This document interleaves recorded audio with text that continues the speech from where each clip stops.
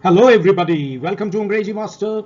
Today we shall talk about a very highly scoring topic for class 9, and that is story writing. So let's get going. The very mention of the word story take us back to the good old days of Dadi and Nani when they would tell us all sorts of stories. Besides being interesting, stories keep our imagination fertile and make the horses of our imagination go wild. In fact, Albert Einstein once said, if you want your children to be intelligent, read them fairy tales. If you want them to be more intelligent, read them more fairy tales. So the crux of the matter is, stories are going to trigger our brain. This topic is vital for class 9. Although students have been writing stories since class 5. Here in standard 9, one has to take care of nitty-gritties of story writing skills. And yes, 5 key elements of a short story are plot, character, setting, conflict, and theme. Dear students, it's a good idea if you decide on setting off your story first. Most of the time you will find a clue in the question. It is crucial as it transports the reader to the world of imagination, as the setting establishes time, place, and environment in which the characters and events of the story unfold themselves. Choose one setting. It can be your home or your school corridor, school canteen, science lab, your school bus. It may be your village or a forest. It may be a marketplace too. Do not forget adding sights and sounds as they help us make a mental picture and be a part of the story. For example, recess bell, sea of students, thumping footsteps, dizzying dark fumes, screeching brakes, or rustling of leaves.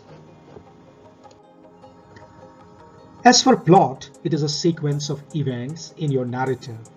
It is a cause and effect chain of events that has a beginning point, a climax, and a resolution.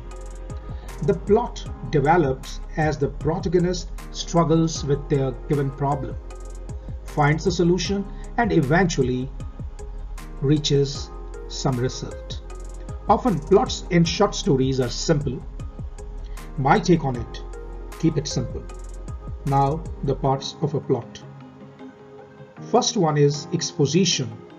Basically it is an introduction of characters, setting, and conflict.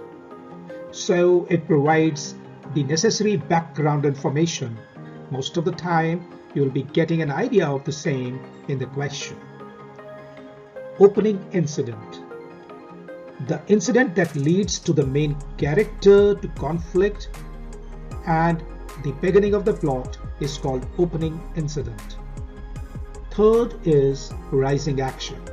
The conflict develops and takes on newer and more complicated form, leading to the climax. Next is climax. The conflict reaches a peak, leading to a change in the course of events.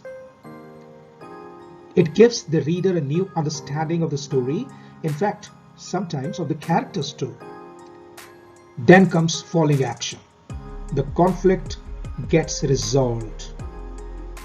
Most often, it's the protagonist and the supporting characters who try finding a solution to the conflict. And henceforth, we find a slowing down of the action. This is called falling action. And finally, we reach the resolution where the conflict ends and the reader gets a sense of fulfillment. So we get a graph of the sort shown over here. If your story follows this pattern, it's going to be a big hit, trust me. Depending on how you see the story, you develop your characters. A character can be classified as either round or flat. They can be dynamic or static. A character can be a protagonist or an antagonist. For a short story, my advice is you need to have well-rounded, dynamic character as they will prove to be your strength. The fewer the better. My advice is, you need to have one main and one or two supporting characters. A good rule of thumb is to focus on dialogue and action. Oh yes, don't forget using adjectives and adverbs. Conflict is something that surfaces when the protagonist faces an obstacle. It forms the heartbeat of the story. In fact, it is the axis around which your story revolves. So your story needs to have a defining conflict so that the readers keep glued and hooked to your story. Resolution. Resolution, as I told earlier, is the part of the story where you find the conflict ending. It leaves the reader fulfilled. Every story has a theme. Every story gives us a lesson. So a theme is something you may call a moral of the story. It can be the subject of the story or an idea that runs through it. It may be simply the message that is conveyed from the writer to the reader. For a short story, it is usually best to decide on a single resonant theme and then you build the whole story around it. Dear students, now some suggestions from the exam point of view. You are always provided with a prompt. It may be the opening line or the ending line, an image or an outline of the story. All you have to do is you have to think of a setting first. Again, the idea or the hint of which is given in the question. Then think of the conflict and characters. You will be able to develop a very good story. Another point which you must keep in mind is the story must be written in past tense.